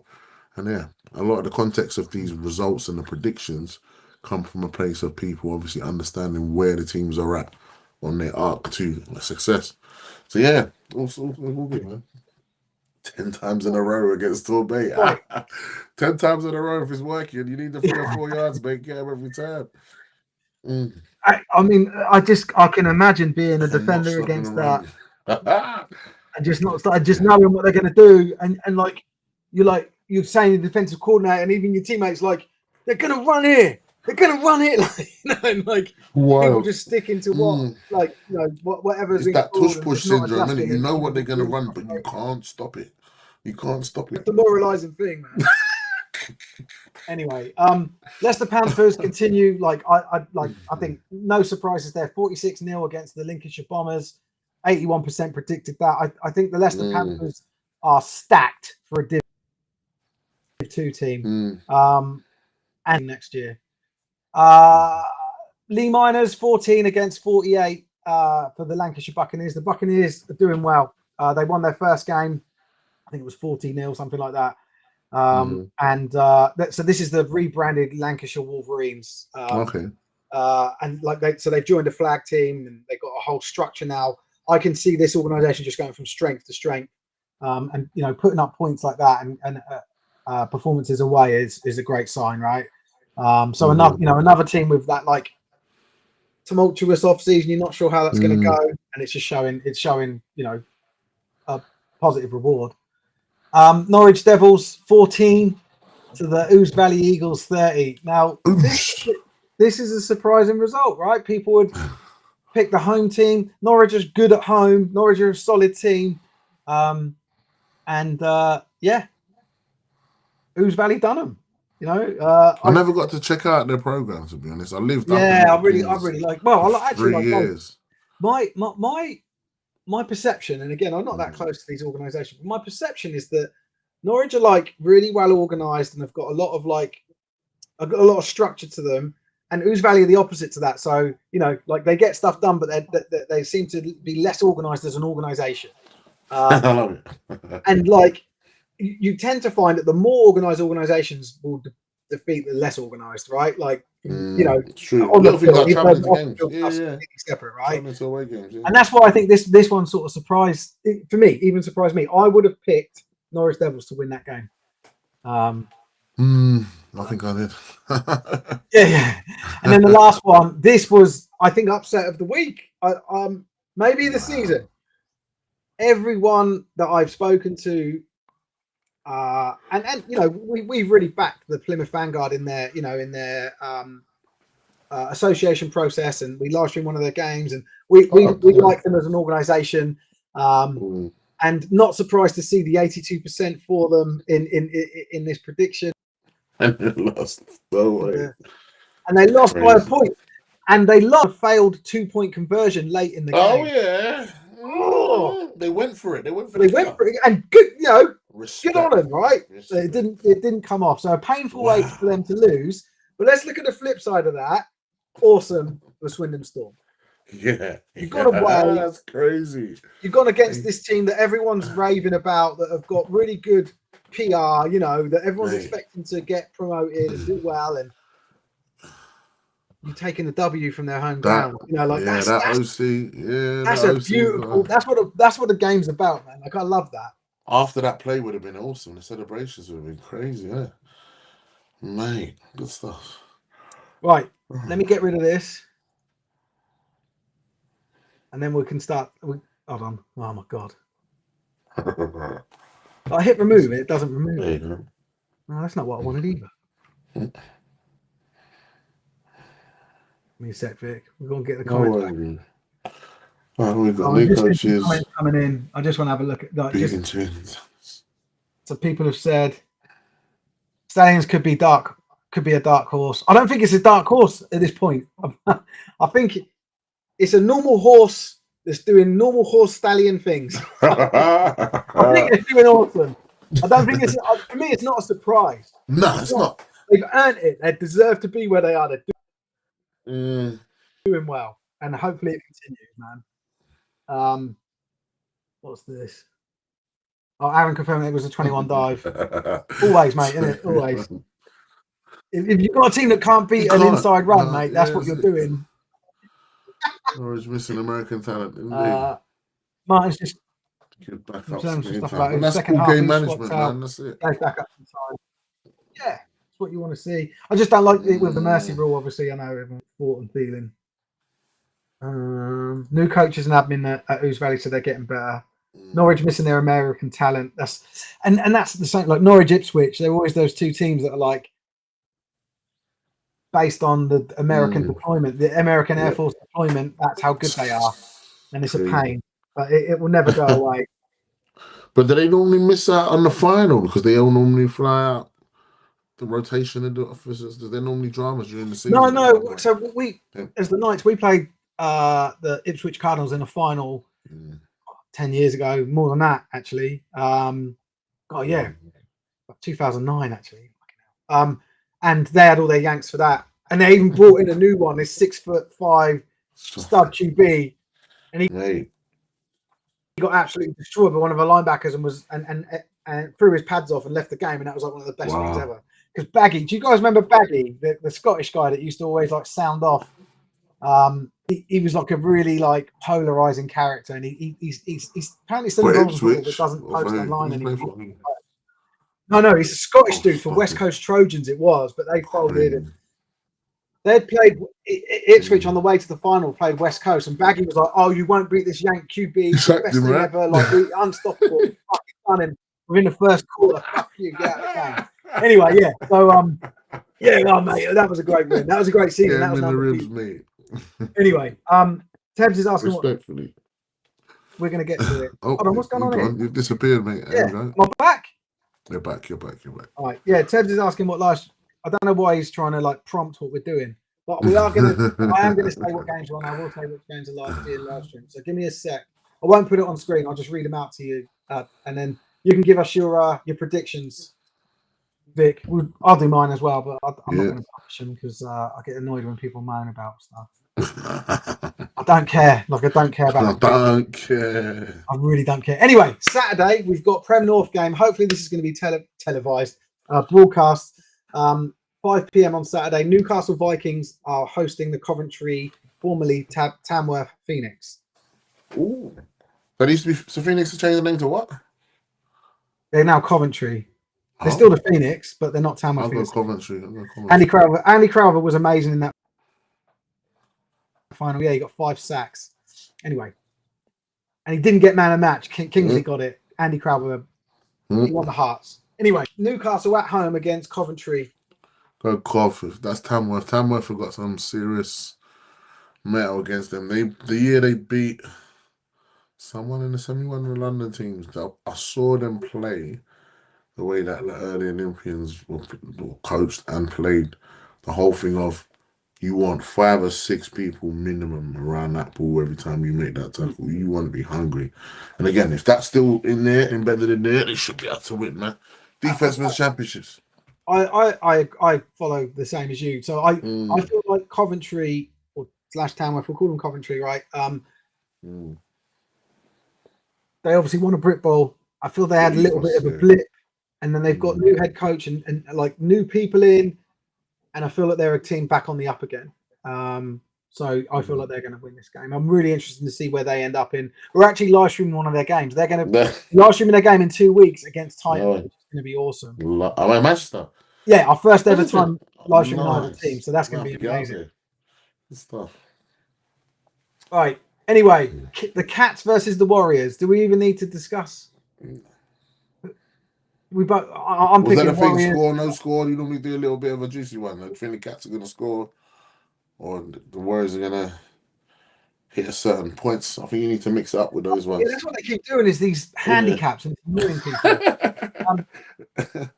I think it's quite disrespectful to say that. I'd rather just pick for a win-loss. It is a little bit. Because I know I saw it somewhere, but genuinely, let's just be obviously real. We know the Warriors are probably going to win it, but yeah. By how much? Well, depends on how much the rotation is. How much the week before, and then the week just gone, it was. If they're going to score at all. And it was will they score? And I just think, that's not. I don't really like that. I need to speak to the guys about it. Is it Micah that's doing it? Yeah. Yeah, well. Gonna have a word with him. Anyway, so we'll both pick Warriors. Then up to the NFC 1 Scottish. The Rossendale Bucks host the Clyde Valley Blackhawks. What's in the I got Blackhawks, sorry. I'm going to go Rossendale. Yeah, let's have it. And I'm going to go Rossendale. Like, so here's my thinking. Like, I don't think the Blackhawks are a bad team, but I like Rossendale as a team that are in an associate stage. They seem really well put together. And Rossendale is extremely far away from Clyde Valley. It's near Manchester, right? So they've got to travel quite a way for this game. Yeah. I'm not sure. Micah's watching. Yeah, he is watching. Nana got 9 out of 15. Let's just. I want to recount. Micah's got 13. That's dodgy. I got Chris 11. got 10 out of 15. Sean got 10. Vic, you got 11. Oz got 11. Micah got 13. It's the only reason he shared that. The only reason he shared that was because he was the best one. Of course he shared. I read it in the chat and I didn't want to say anything. But now he's giving himself his own shine, isn't it? Wow. So, well played, Micah. Don't cover the North. We do cover it. We just don't know about it, and we need to get Northerners involved. So then get your Northerners to come down and collaborate, man. You fancy some of this stuff? You want to be one of our hosts? Of this stuff. Get in touch. That's it. Get a Northern correspondent involved. We need it because I'm always like, I think that team's good. I'll pick them. Anyway, Merseyside versus Sheffield Giants. The Merseyside Nighthawks versus the Sheffield Giants. I'll go Merseyside.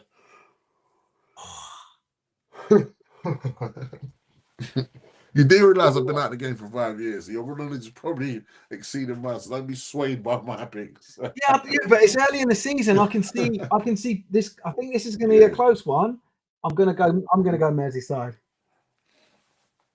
Interesting. Raoul's been quite funny today, man. Raoul, maybe you can. If you're a Northerner, Raoul, come on.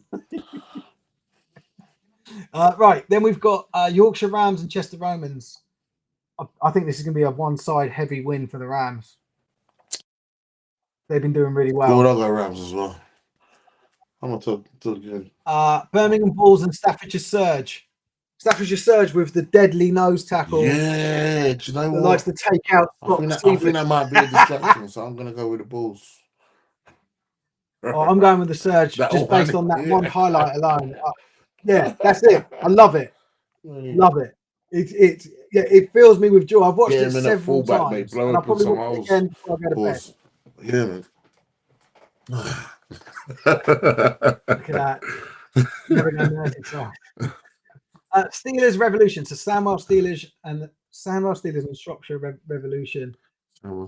This one is another coin toss for me. Steelers. Yeah. I'll go Steelers too. Colchester Gladiators, London Olympians. I think I know where you're going. There, so yeah, I have to go London Olympians. Yeah. You should go Colchester and just have arguments. No, but I thought O's are extremely strong this year. And I'm looking forward to doing some of their live streams later in the year. But I think they've got that one. Yeah, they should. Essex Tridents and Kent Exiles. Is that at Essex then? Yeah? No. Oh, sorry, yes, it's at Essex. Essex. And Essex. Ooh, so if I'm going to be in Colchester, I might have to try and pop into the Essex game at some point. So you're going to go Essex? No, I'm going to go Colchester. But Colchester is in Essex. No, you're getting it wrong. Am I confused? Yeah.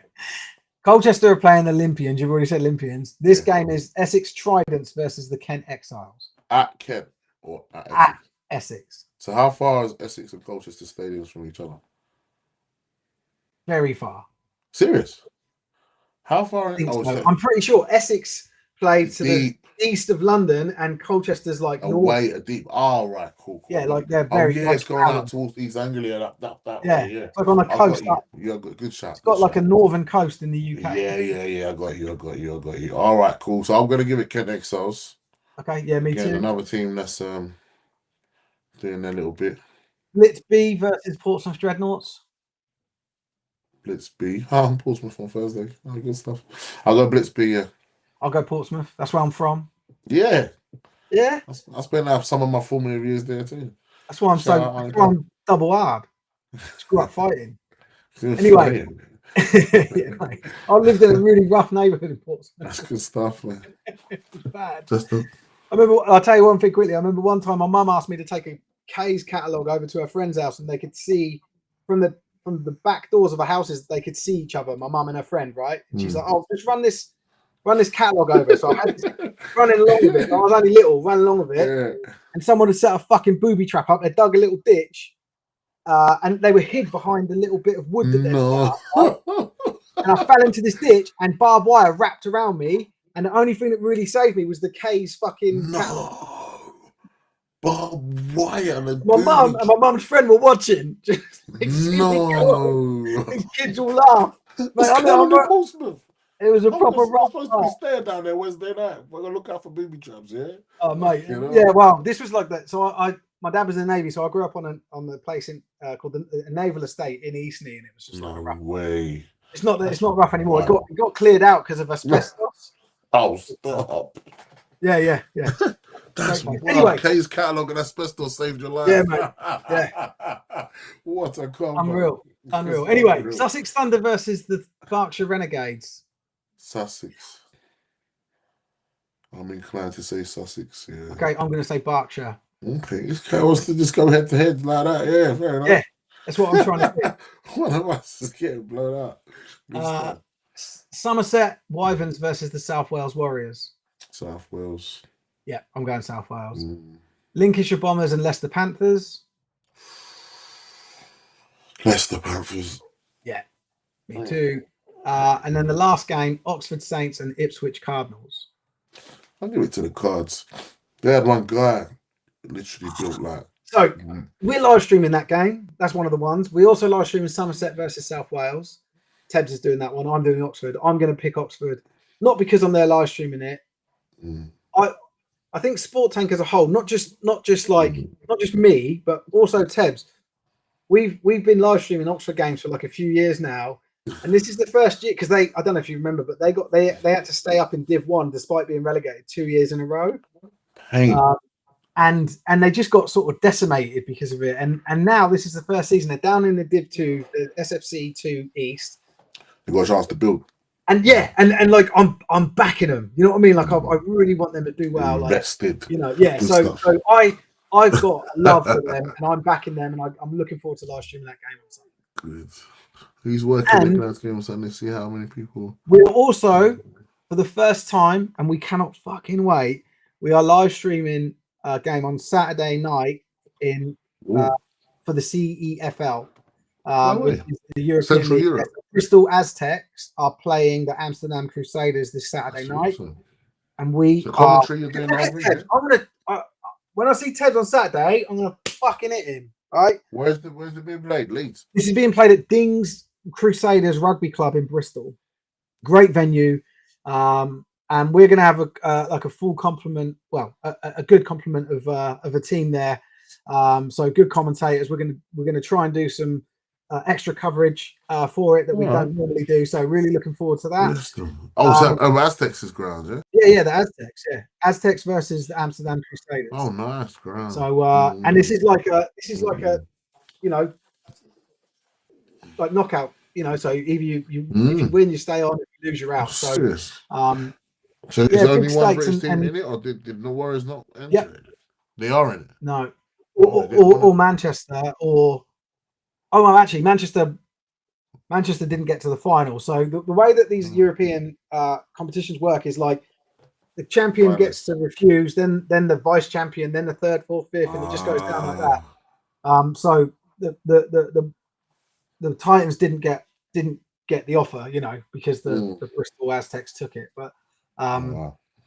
But yeah, awesome. Looking forward to it. Like I am so excited about this. I'm hoping that no one tries to attack any refs.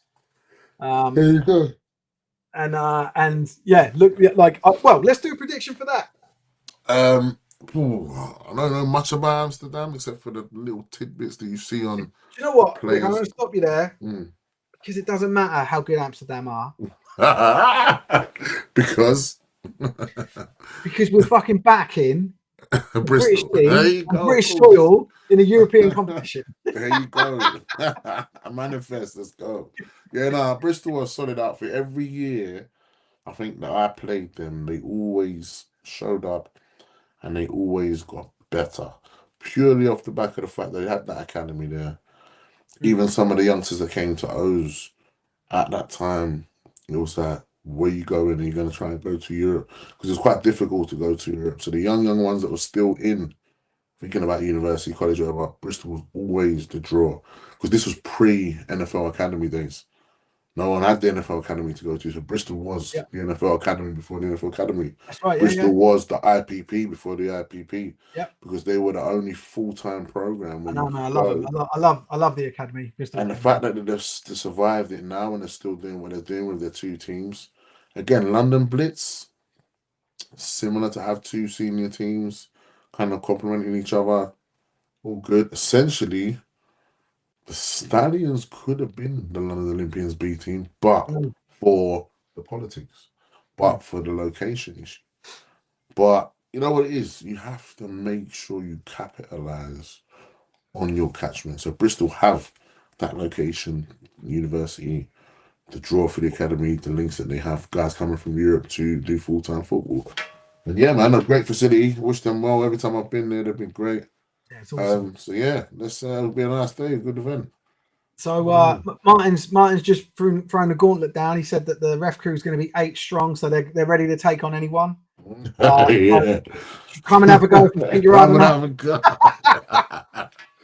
NFL Academy game versus elite prospects from Denmark. Good stuff. yeah, that's cool. Yeah. So Mate, yeah, it's all check happening. that It's out, all guys. going So on. I imagine the NFL Academy game will be live streamed on the NFL UK Website on YouTube. YouTube channel. So check that out. I don't know if it is. I'm just basing that off of They'll have every it other game that somewhere. they played that I've known Yeah. about.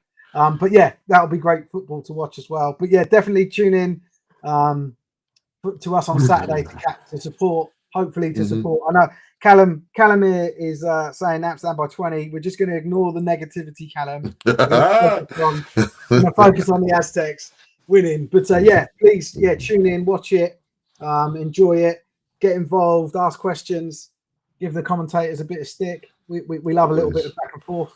And yeah, we'll leave it there. I think we're done. That's nice 2 hours. Good stuff, mate. Good shift. And Vic, thank you once again for your anytime, your time, yeah. your And insight. once that by the interview drops, I'll make sure I link it to you. Oh mate, yeah, we'll make a big deal out of it, man. And thank you for giving us the little insight. No, you've got the exclusive. No one else knows about it except for everyone that was there on the day. And even the players that were there didn't even know who was going to be there. Yeah, didn't even know there was going to be an interview. And in terms of Britball, between him, shout out Madame Phoebe Schechter. Again, I've worked with her personally as well.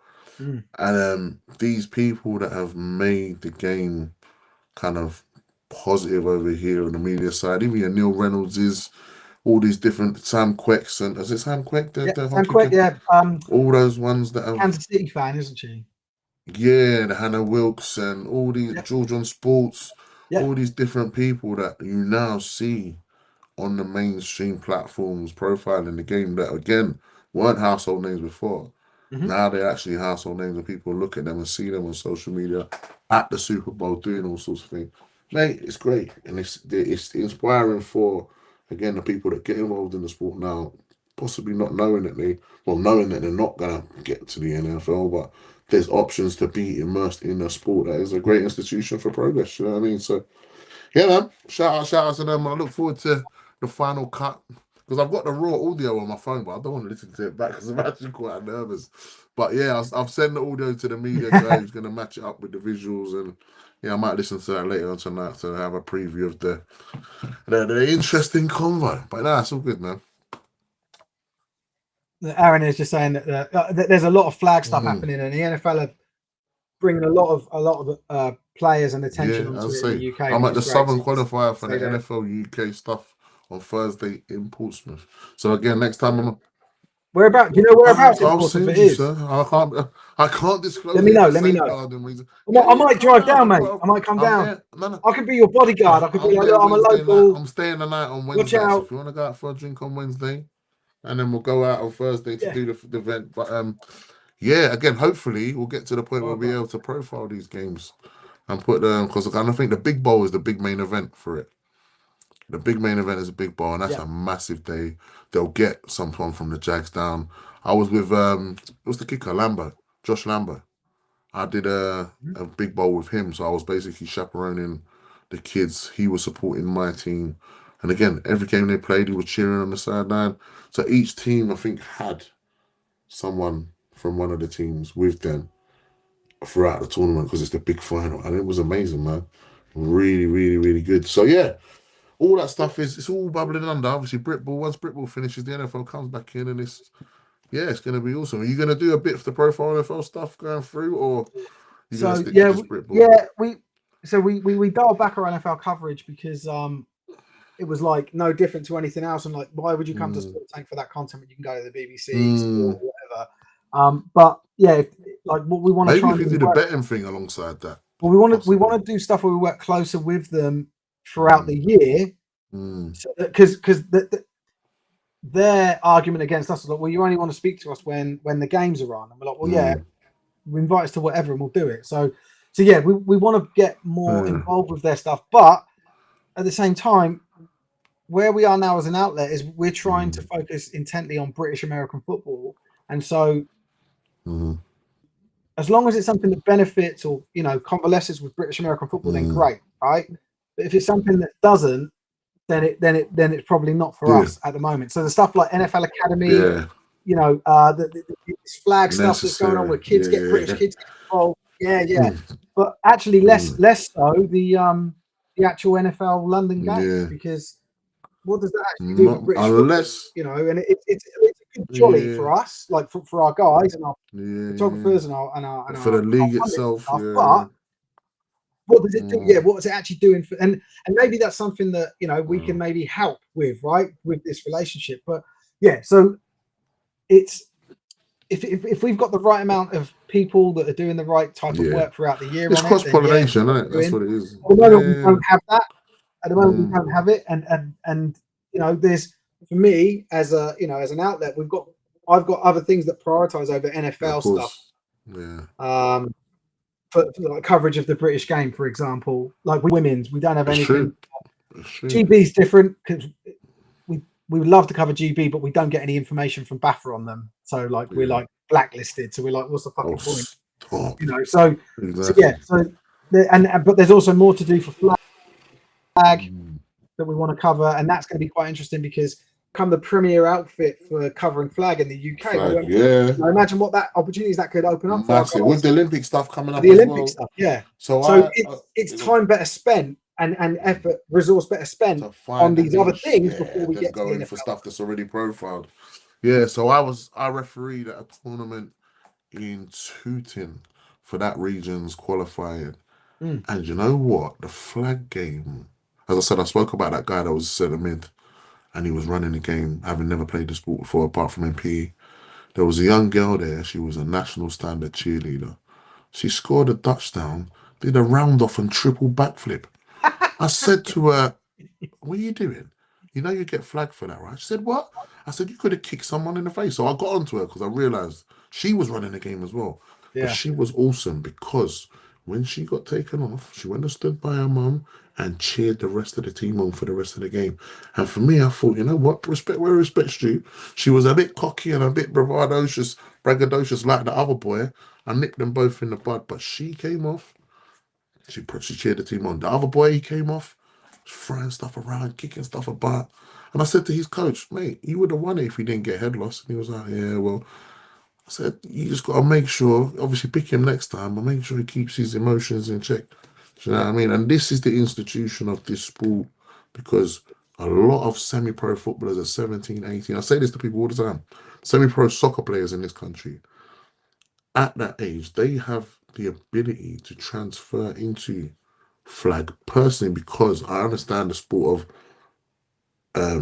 American football is complicated, but you're talking about footballers that play elite soccer, yeah, with the ball at their feet and they can beat a man. Imagine how easily they can beat a man with the ball in their hands, not having to think about a football. So I know a few from the gym. One of them is a monster already. I think to myself, hold on a minute, get him running some routes and catching the ball and taking off you could get a little ruffian team of some semi-pro grassroots footballers to go and give it a shout at a tournament for a qualifier to go to an Olympic qualifier. Next thing, 2 or 3 of them that might not make it in that team get picked for the main team that makes it to the big game. They're in Miami playing, having a jolly just off the back of sport. One of the qualifiers I refereed. One of the referees from the college that was refereeing the tournament, his name was Victor, and he played in the school. He said to me, "Yeah, I played for the basketball team. We paid £300 for all this kit. They look proper professional." I said, £300? He said, "Yeah, we got this tracksuit, da da da da."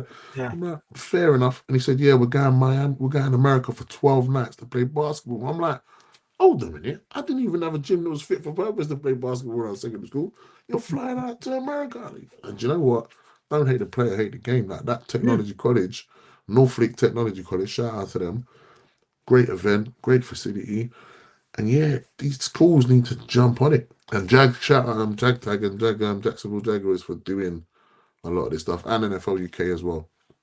Massive stuff. I need to start vlogging this stuff because they're great days. Yeah, man, I love hearing about it, as you know. I'll vlog it all up. I'll really up some footage and stuff. But yeah, they're literally amazing days, man. And yeah, all good. But yeah, thank you again for having me on. And yeah, until the next one, man. Oh man, take care. Well, and normal services resume next week, I think. Or they don't. I don't know. I don't know if the other 2 guys are out of jail by then. Who's All right, guys.